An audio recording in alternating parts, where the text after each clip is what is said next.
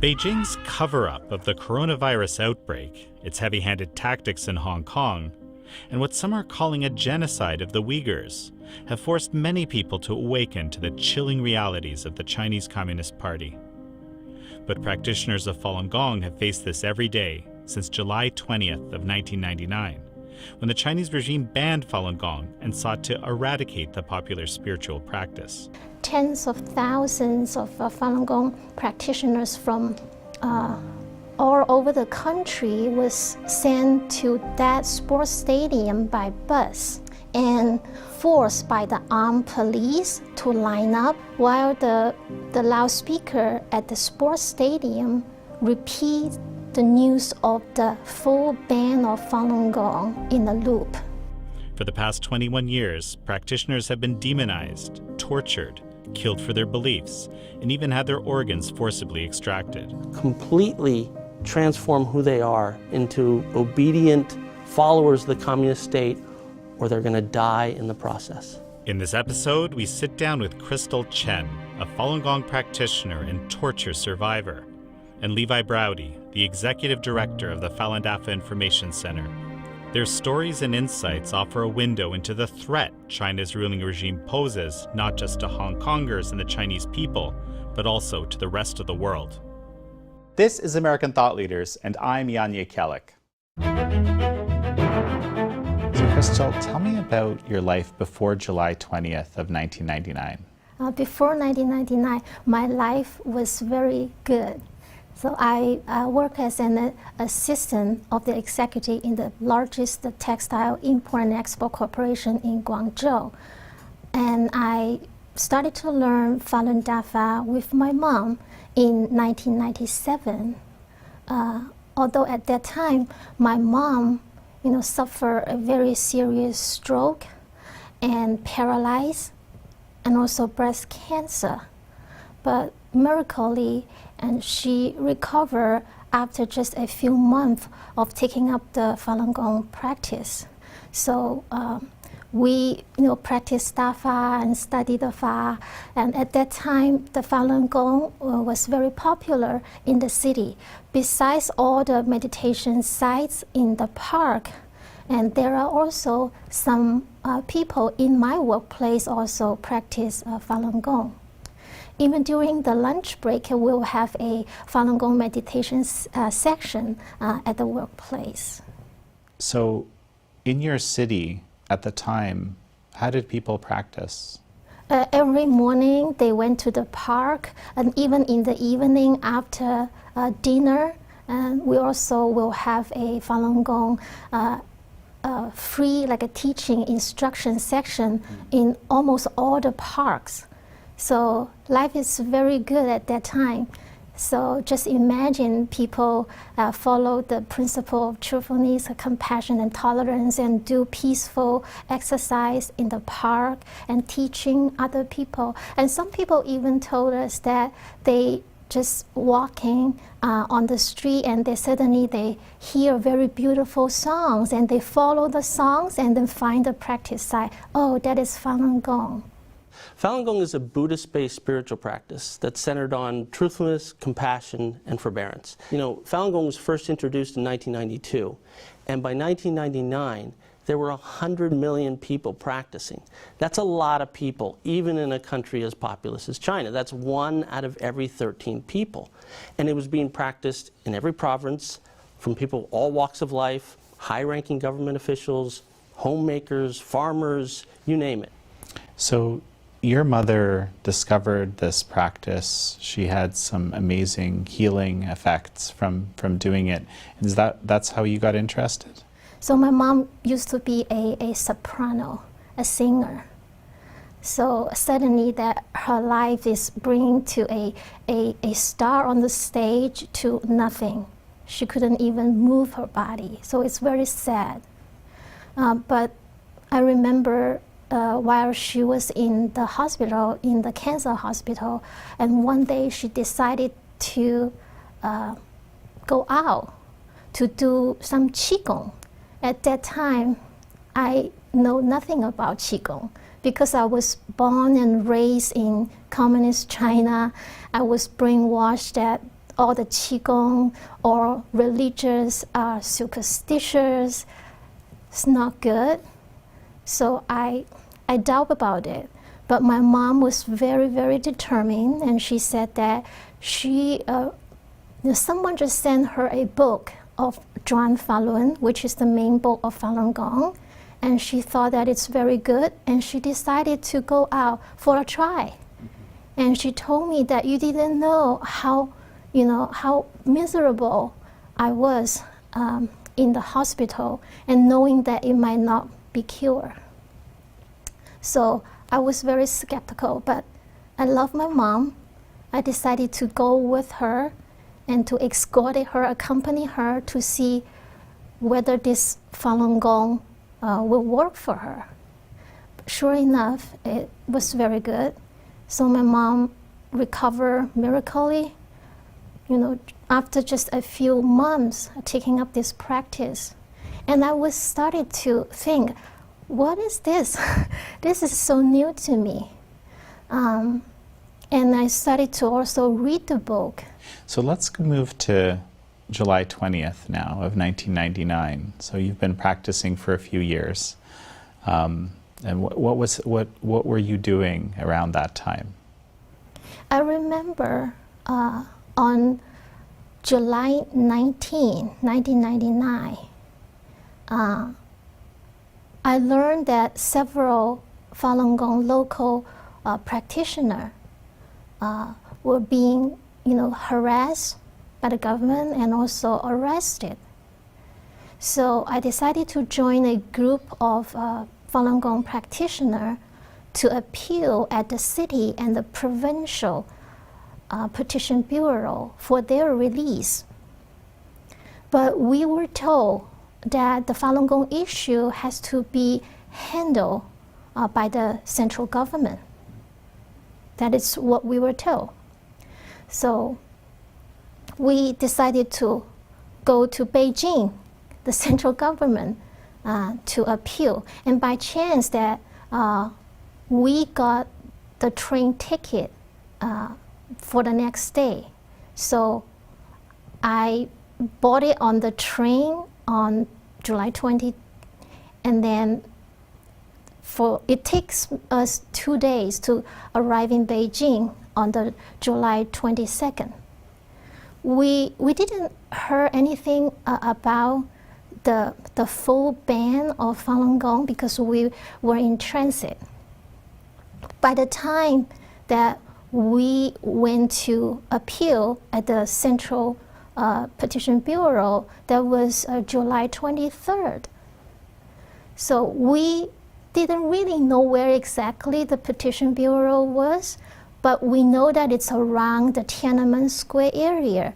So when we passed by Tiananmen Square, that we saw a group of must be Falun Gong practitioner was meditating in the square, and we wanted to join that group of practitioners. And suddenly, all the plainclothes and police van just rushing and to that group, including me, and I was then arrested and sent to a Feng Tai sports stadium in a Beijing suburb.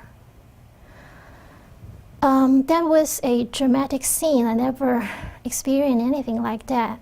Tens of thousands of Falun Gong practitioners from all over the country was sent to that sports stadium by bus. And we were just, forced by the armed police to line up, and you are not allowed to make any noise, while the loudspeaker at the sports stadium repeats the news of the full ban of Falun Gong in a loop. I just felt like I was in a gruesome movie. It's an incredible story. I mean, and from what I know, this was, I'm not sure if that counts exactly as an arrest, but I know you actually were arrested 6 times over the coming years. Yes, and that was the first time, it's my first experience being arrested just for attempted to appeal for the stop of the persecution of Falun Gong and expressing how benefit the Falun Gong do to me, myself, and my mom.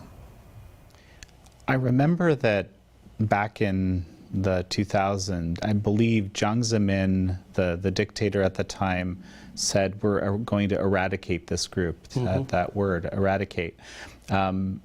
Now, what did that actually mean? It wasn't like we're going to kill all these people, right, necessarily. But what did that mean, and what was the, how did this eradication proceed, and is it still happening now?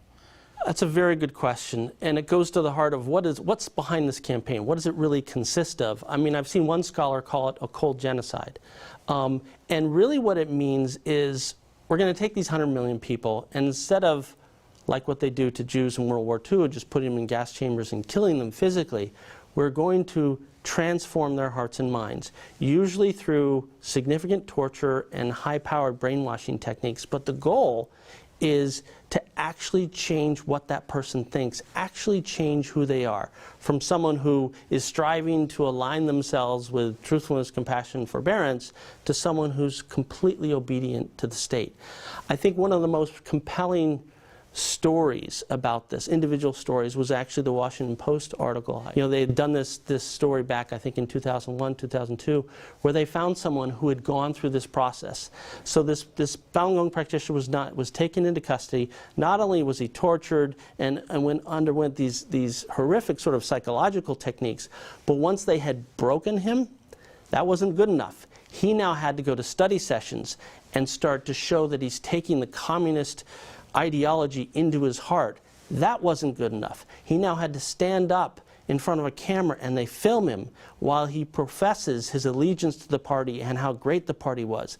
And he came out of this process, and one of the things that struck me at the end is he sort of said, what I've learned is we, human beings, he's talking about, are the worst animals on earth. And his case was, I think, a very vivid example of what Jiang Zemin meant by eradicate. He is going to completely transform who they are into obedient followers of the communist state, or they're going to die in the process.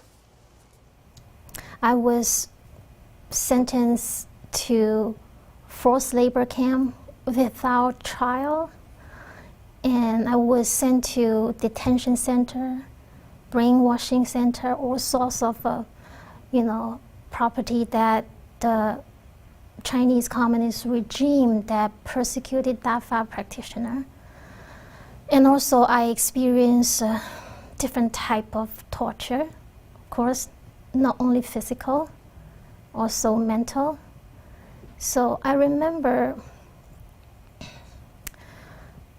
my first experience being physically tortured was in a detention center in my city, Guangzhou City, the Tianhe Detention Center.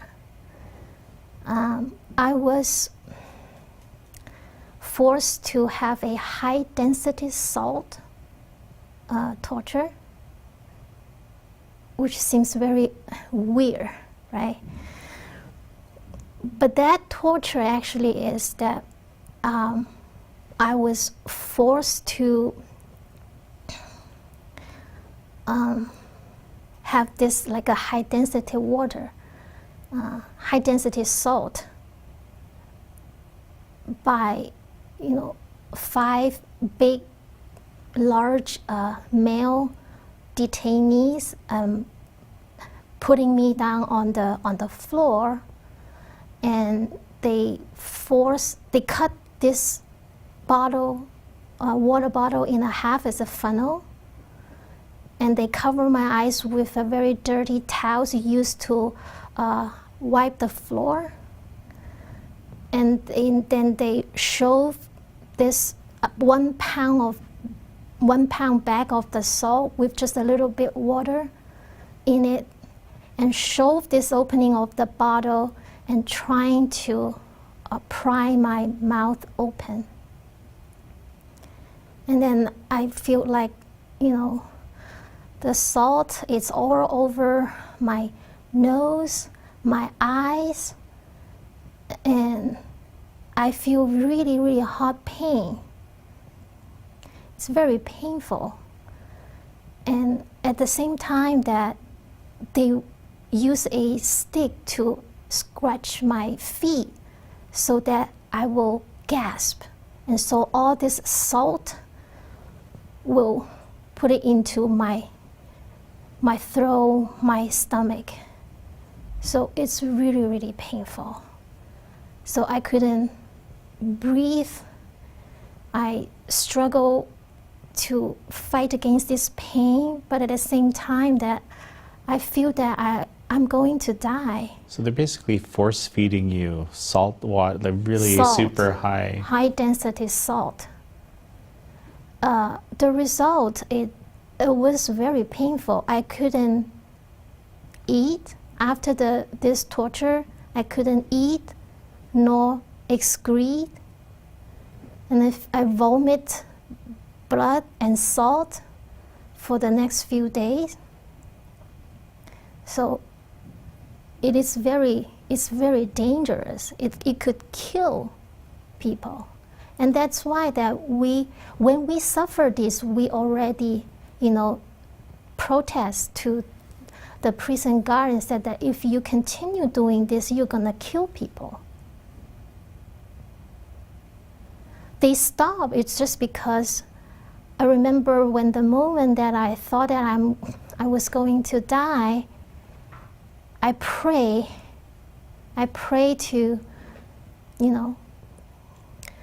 for the divine help for me to endure. But at the same time, I said to myself that I will never give up. I will never give up. But I'm praying for the divine help for me to endure. Almost immediate at that moment, the chief guard ordered to stop. It is amazing.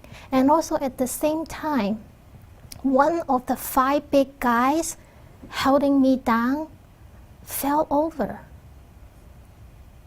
And because of that, they stopped. Why is it so important for you to keep practicing?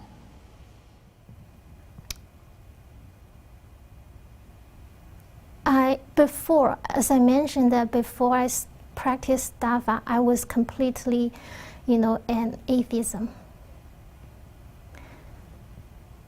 I didn't believe there is a higher being existing, and I didn't even know that there is a way for a human being to, become awakened through spiritual discipline. But ever since I practiced Falun Gong, I feel like I got what I want. Because even though that before practice, I led a pretty good life, well-educated, good family, promising career in a big company.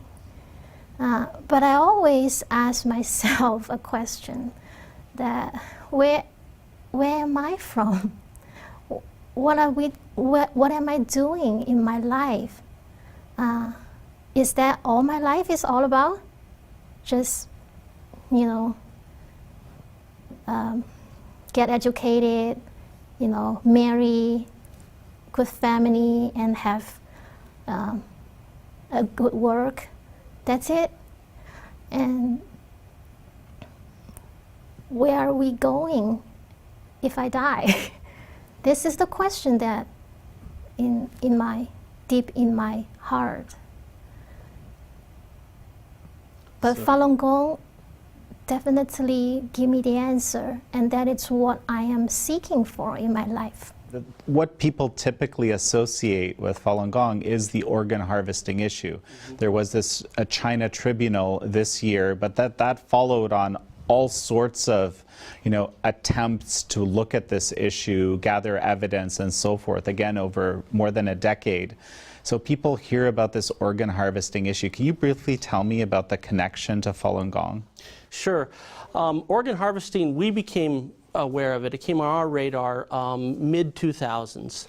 And just so everyone knows, the practice of forced organ harvesting is essentially taking prisoners of conscience, killing them, extracting their organs, and using that in a transplantation operation, and it was fueling a billion-dollar business in China.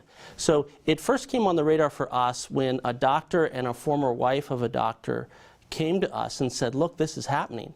And very quickly we started looking into that and found some very disturbing evidence. In particular, there's some phone calls that undercover investigators did where they actually called these different hospitals, and we have recorded doctors admitting, yes, you can get organs in just a few days' time or a week, and yes, they're coming from Falun Gong people. And after that, a number of journalists and some human rights lawyers logged into the story and started doing more investigation and realized that in China, in these various hospitals, you can get organs in a matter of days or weeks, where in most countries, it's months or years. Because if you think about it, you have to wait till somebody just happens to die, who just happens to be a match with you as an organ. So, but in China, they were saying days and weeks for wait times. That could only happen if there's an already ready, if there's a pool of people that they've already tested and they can kill to do organ transplantation. So this is obviously a horrific human rights abuse, and we noticed also that the correlation between the number of transplants was very low in China, and it took off right at the time that hundreds and thousands of Falun Gong practitioners were being brought and held in labor camps and other detention facilities. So the correlation was direct. I remember when I was in forced labor camp, I was systematically, tortured, but at the same time, and only Falun Gong practitioner in the labor camp or in detention center get physical tested and physical exam. That didn't make any sense to me at that moment, because that cannot be motivated by, the concern over the health of Falun Gong practitioner, because we are systematically tortured. And I personally get tested several times, including 2 times of blood test. So later on, when I was released and I heard about the organ harvesting, that is horrible. I couldn't even imagine that will happen. But that, answer the question that why we will get tested and examined in the labor camp, in the detention center. They targeted innocent and healthy Falun Gong practitioners. It's unbelievable. I think David Matus, one of the early investigators who was actually, I guess, you call him a Nazi hunter, yes. He was hunting down the last Nazi war criminals in Canada. He called it an evil yet to be seen on this planet, I believe. Were the words. And I actually did a little bit of the early reporting on this back in the day as well. So it's still happening? Very much so. In fact, the China tribunal that you had mentioned, they came out with their final judgment just a few months ago. And not only did they conclude, yes, this is happening on a significant scale, and it's ongoing today. And I think what's interesting is that, if you noticed in the news a couple months ago in Wuhan, they made a lot of fanfare about a double lung transplant. And what's very peculiar about that is it showed all the same red flags that we've had with forced organ harvesting all along. Where did they get these lungs so quickly and get them to Wuhan? The whole thing it's very clear, both from the evidence and the tribunal, that this is something that's still going on today. That's an interesting case, because obviously that was some kind of a propaganda push by the regime. These lung transplants, look what we can do, this kind of thing. And this propaganda, of course, fits into this whole Falun Gong story extensively. Before I go there, you know, one of the things that I remember is the reason why people would call and ask if it's Falun Gong, like why would someone do that, is because Falun Gong were known to be healthy. And I think this is, again, a kind of really perverse, twisted aspect of the organ harvesting story. That is the sad irony, or one of the tragic parts of this, is that Falun Gong brought tremendous health benefits to the people of China, and then the CCP seized on that and said, we're going to take these people, and because they're so healthy, we're going to make them the primary victim group, the primary source of organs, keep them in detention, and kill them every time we want to do an organ transplant operation. With a marginalized group, there's a kind of ease of using people in this sort of a dictatorship this way that I think maybe even David Matus was also the one who identified this kind of issue. Can you speak to that a bit? I think that's a great point, because it touched on two things, I think, is how did Falun Gong become a marginalized group? Because again, if you go back to the 1990s, Falun Gong was everywhere. It's in every park. It's like, and it was a Chinese thing. It wasn't, you know, after decades of living under communist rule, along comes Falun Gong that's sort of heartland China. I mean, it's sort of like apple pie, church on Sunday, and baseball all wrapped into one. You know, the analogy to America. It was very Chinese, and it was very something that people were proud about. So how do you take an enormous population within China that is very much part of the mainstream and make them marginalized? That was the first question, and that has been, over the course of several years, a targeted and very horrific campaign of propaganda to sort of turn people's minds from admiring Falun Gong to despising it. And once you have people thinking that way, this sort of natural distance, now it becomes much more easy for an institution like the medical institution to take over and do horrific things to these people. And quite honestly, it's a pattern we've seen in sort of genocidal activity throughout human history. That is a vital component, is to marginalize and dehumanize. And once that can be achieved, the rank and file and various institutions can be unleashed to do horrible things. And that's really what we've seen with organ harvesting.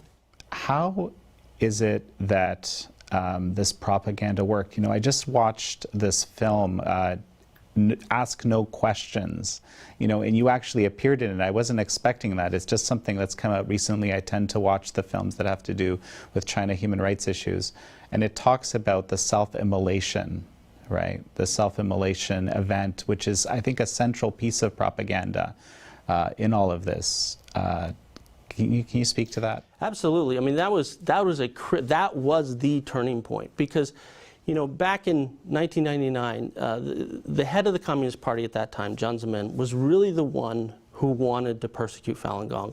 No one else did, including other members of the Politburo, you know, the highest body of governance in the country.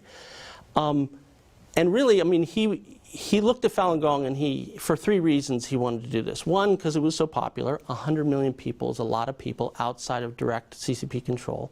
Two was ideology. I mean, the Communist Party is sort of an atheist organization, quite literally, and along comes a faith-based group that's very rooted in traditional Chinese culture. So there was an ideology threat there to Jiang Zemin, but I think the real reason, the dominant reason, and perhaps the most tragic part of this, was that Jiang Zemin was the first Chinese Communist Party leader who hadn't really participated in the revolution and didn't have any credibility, even among his peers. He was desperate to build up his legacy. And right as he's trying to do that, along comes Falun Gong. Takes the country by storm. Everybody's talking about it, how great it is, and essentially steals his thunder. So he's the one who said, we have to stamp this out. We have to take Falun Gong out. There was a bit of a power struggle in the summer of 1999, but he prevailed. And once that started, the persecution was launched. However, as we've been discussing, you know, this is, again, Falun Gong is not, to Chinese people, It's not foreign. They know this. They know people. They're people in their family. So how do you get people to turn around? A lot of provinces, a lot of areas weren't taking part in this persecution initially, especially further out in the provinces. And Jiang Zemin actually had to take a tour around the country, especially the southern part of the country, to drum up support and to threaten people and coerce them to do this persecution. And that was having some effect.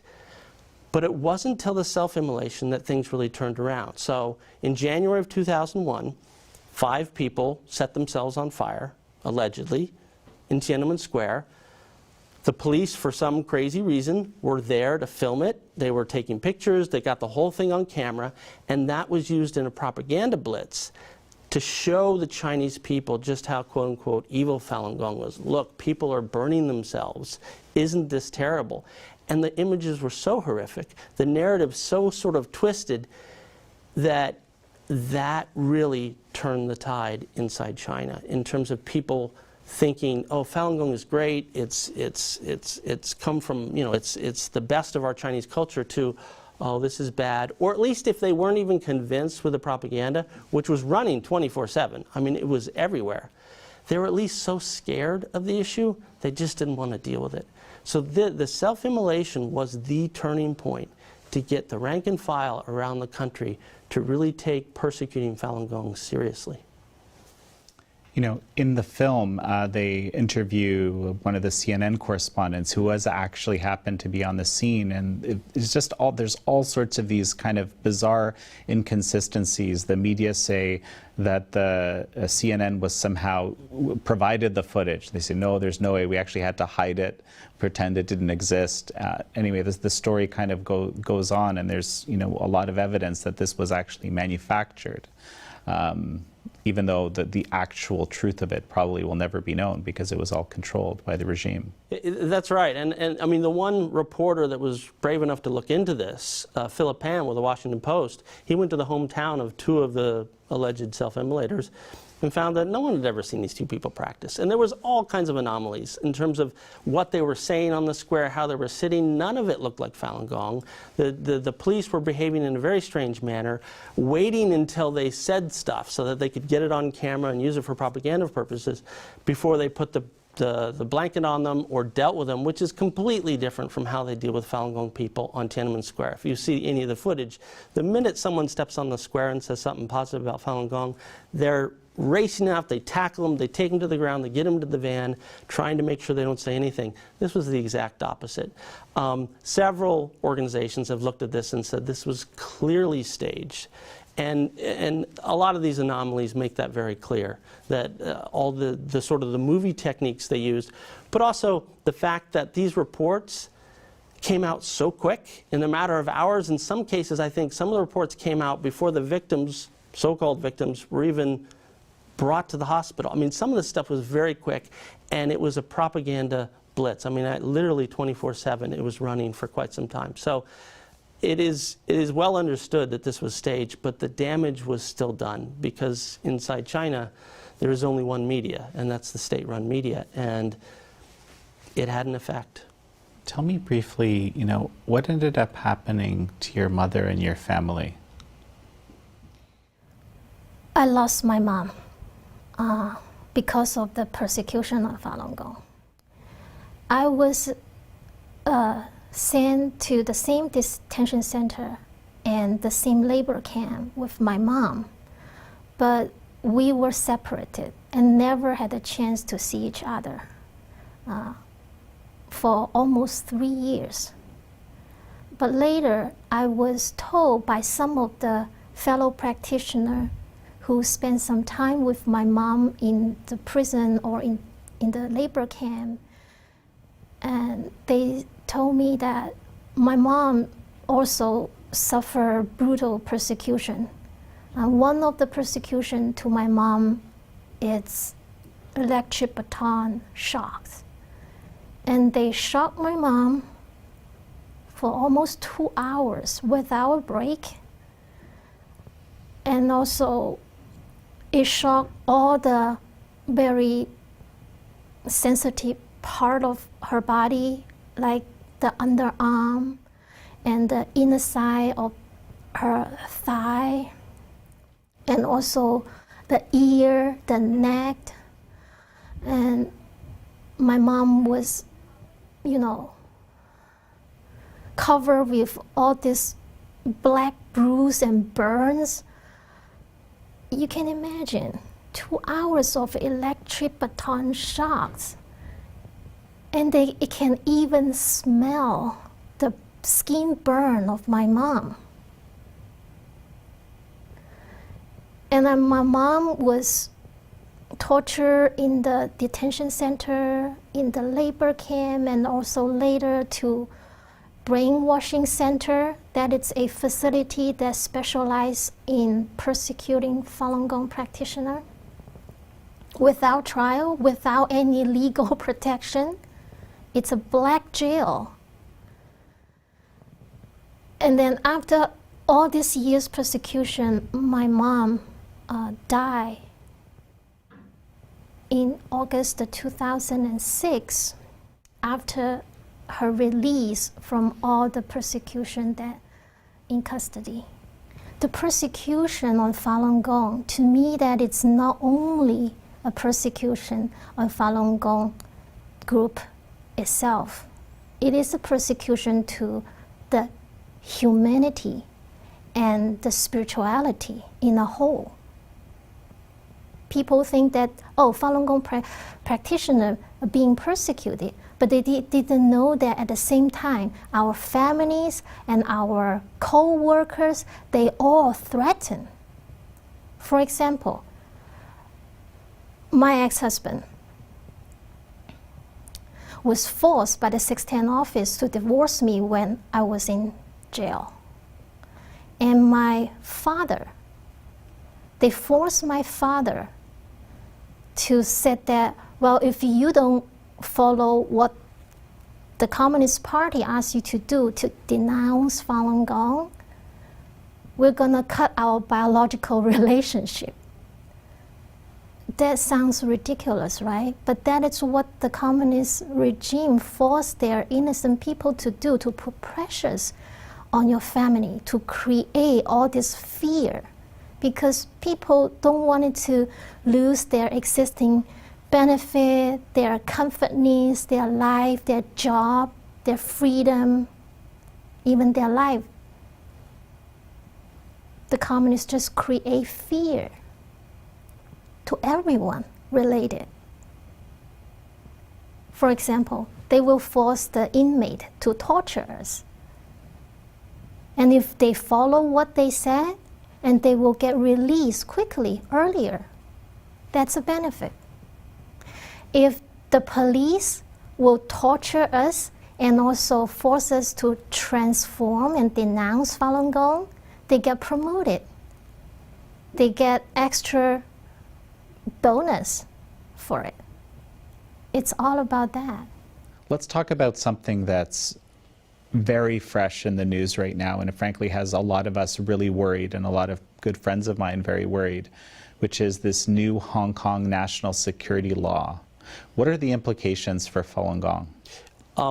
The implication is actually worse than mainland China in terms of what could happen to a Falun Gong practitioner or anybody that crosses this law in Hong Kong.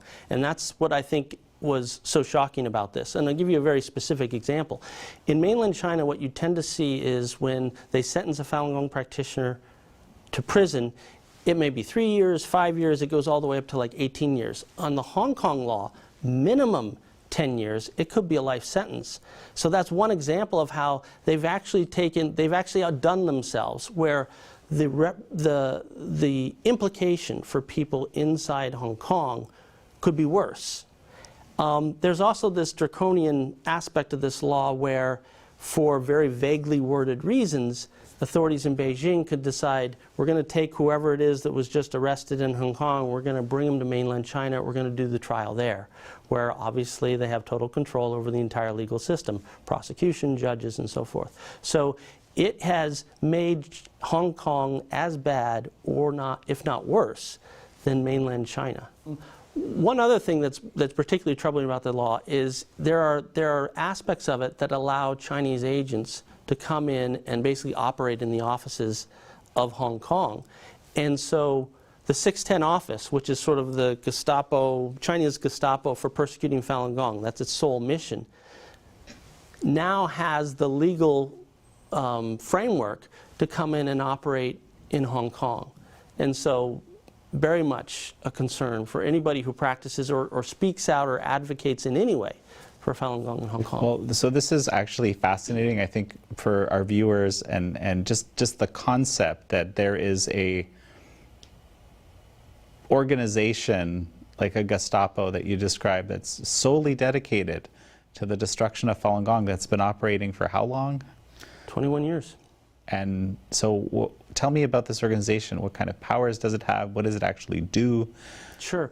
So the organization is called the 610 Office, and it was formed in June of 1999, which is before they announced the persecution. So they're already preparing this. It's an extra-legal agency that reports directly to the Politburo, which means it has jurisdiction over the whole country, over any government agency, over any group of police, and their sole mission, they were created solely to implement Jiang Zemin's persecution campaign against Falun Gong, which is kind of how they've got the name China's Gestapo. That's all that they do, and they can override decisions at the provincial level, the city level, the local level, when they want to go after Falun Gong. And they've been operating for 21 years. Now, as the CCP has done frequently in other regards, a few years ago there was an announcement that, oh, you know what, we're going to dissolve the 610 office. We're no longer going to have that. But after that, even as early as most recently as this year, we've got documents coming out of China and other evidence to indicate that indeed this agency is still operational and is still doing the core function of persecuting Falun Gong. So that's what China's Gestapo is all about. So basically these guys can come in and commandeer any security resources. That's correct. And again, they report to the Politburo. And so they're really a Communist Party entity above the government. So Levi, we've been becoming aware, I guess, as the free world, especially over the last few years, of how much influence and power the Chinese Communist Party yields over American, international, all sorts of institutions. There's been, you know, we now have the FARA reports, $19 million was spent just on China Daily inserts in major American media by the Chinese Communist Party. How is the Chinese Communist Party influencing the media? Has it influenced the reporting on Falun Gong or the lack of reporting on Falun Gong? I think you have to conclude that it has. And I say that for a few reasons. First of all, if you just look at across industries, I mean, look what happened with the NBA, right? I mean, normally you have players and coaches who are very politically vocal, which is great, more power to them. But along comes one person who says something about Hong Kong, and suddenly the CCP swoops in, and everybody goes quiet. No one wants to answer questions, and when they do, they obviously haven't done their homework. You see this in Hollywood. You certainly see it in government. Inevitably, you're going to see it in media. Our media companies are companies. They're for-profit companies. Many of them have enormous business interests in China. And that aside, there's also, we've had several reporters that are very candid with us that tell us that there's only so far they can go in terms of exposing the CCP because they might be kicked out of China or they might lose these business interests. So it is invariably so that media coverage of Falun Gong is being influenced by the CCP, just like the CCP is influencing all these other sectors. I think there's another interesting aspect to this, and that is, how did we get to this place? How did the CCP become such an entity that would influence in this regard? The persecution of Falun Gong played a role in that. So again, going back to 1999, you've got 100 million people all around the country from every sort of walk of life. How are you going to persecute those people? You have to weaponize every institution of society in order to get that done. And what does that mean? Well, one of the prominent features of this we saw over the years is that people who would persecute Falun Gong, who would go along with this, rise through the ranks. Those who would not would be demoted or often sometimes fired. I mean, literally, if you're a leader in a business, if you're the one who's going to say, okay, I've identified 3 Falun Gong people in my work unit, get them off to a labor camp, you're going to go up because of that. We saw this in every industry across China. So what does that do for the culture of the business, for the society at large? It essentially criminalizes all these institutions. Jeffrey Nice, actually, who was the lead prosecutor in the China tribunal that you referenced, said as much in the final judgment. He investigated the forced organ harvesting and came to the conclusion that in the CCP we're dealing with a criminal state. And it really is true. And the implementation of the Falun Gong persecution is a large part of creating that. And now we in the international community have to now deal with that, because these institutions that have been weaponized, that have been imbued with the mechanisms of persecution, of having leadership that would do that, having propaganda policies around what they do, is now touching our government, our businesses, our media. And we're seeing the effects of that. If you look at the NBA, if you look at some of the things that the Chinese regime is doing on calling our members of Congress and asking them to persecute Falun Gong or do this or do that, the type of influence we're seeing in every sector where we interact with the CCP has that character and has that risk to us. So Levi, this brings to mind another case, actually very, very recently, middle of 2020, a very affluent woman sentenced to 8 years, as I understand it, purely for practicing Falun Gong. That's right.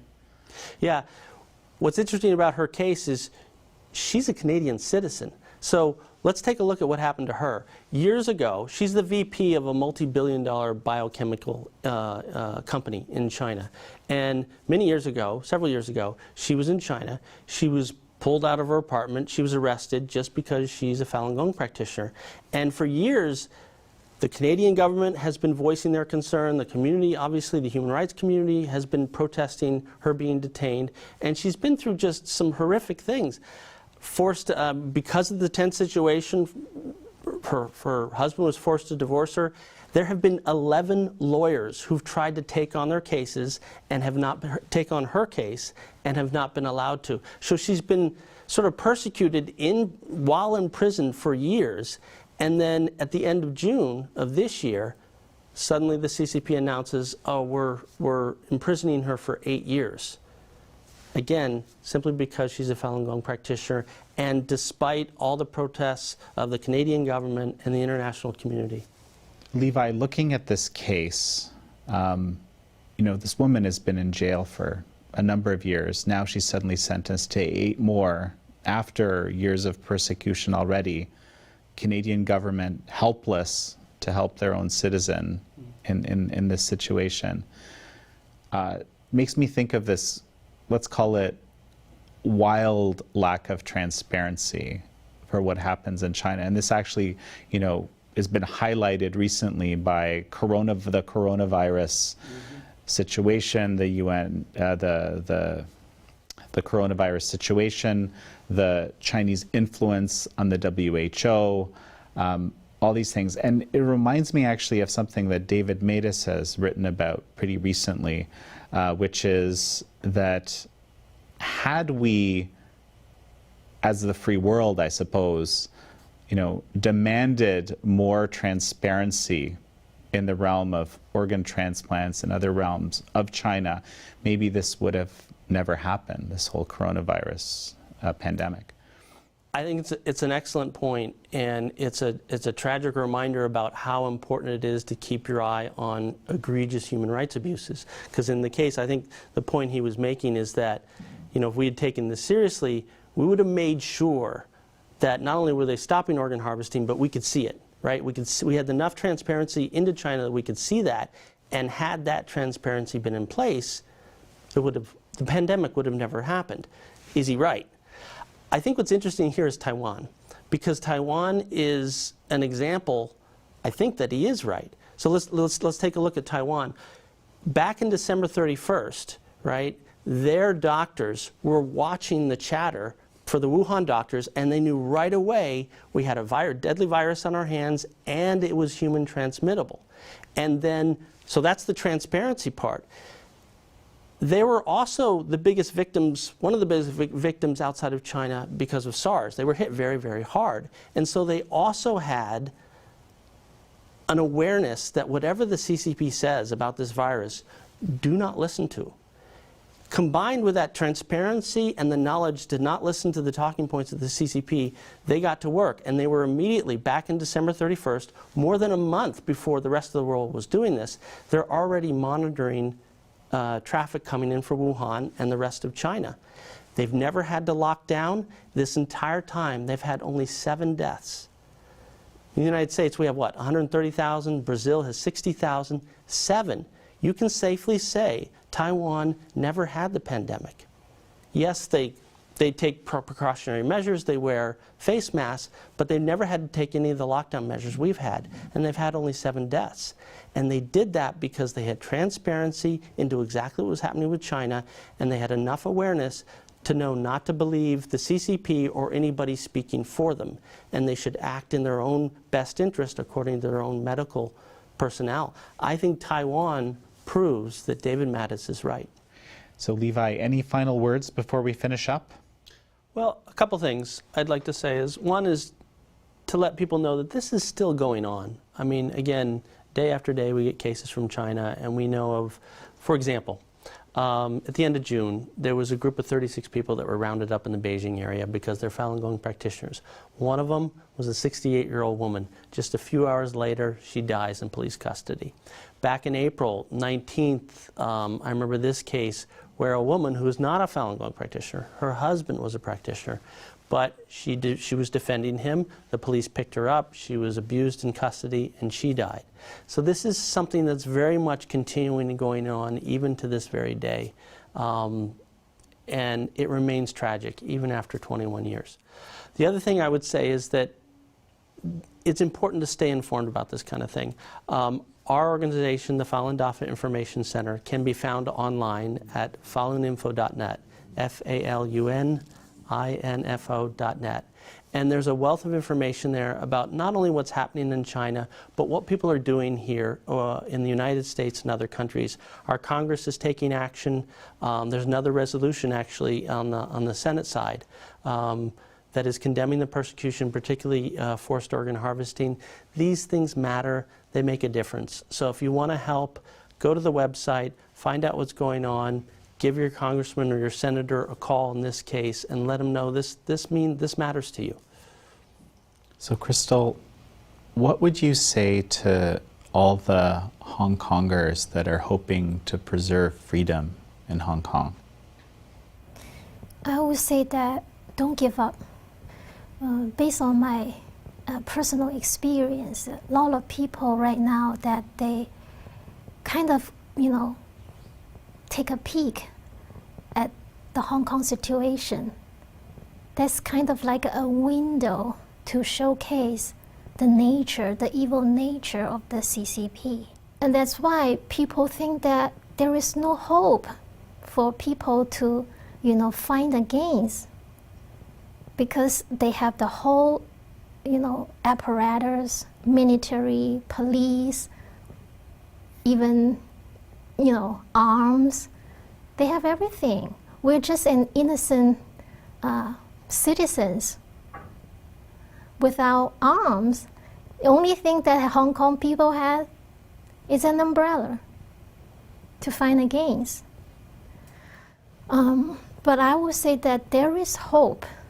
Some people right now say that Falun Gong practitioner is the only one group survive the persecution of the CCP for the longest time, like more than 20 years. For example, like the Tiananmen massacre and all those political campaigns, even the 10 years of Cultural Revolution, they didn't last that long. But the Falun Gong practitioner, they are so persistent, and then they survive for more than 20 years, even though the persecution is still, existing and still going on right now at this moment, never stop. I think it's because Falun Gong, actually it's a true spirituality. It's not a movement to me. It's a spirituality. Like I said, that I have been through all this persecution and physical tortures. I don't think it's because of how strong I am. I'm just an ordinary petite sized lady. But when I was in a life and death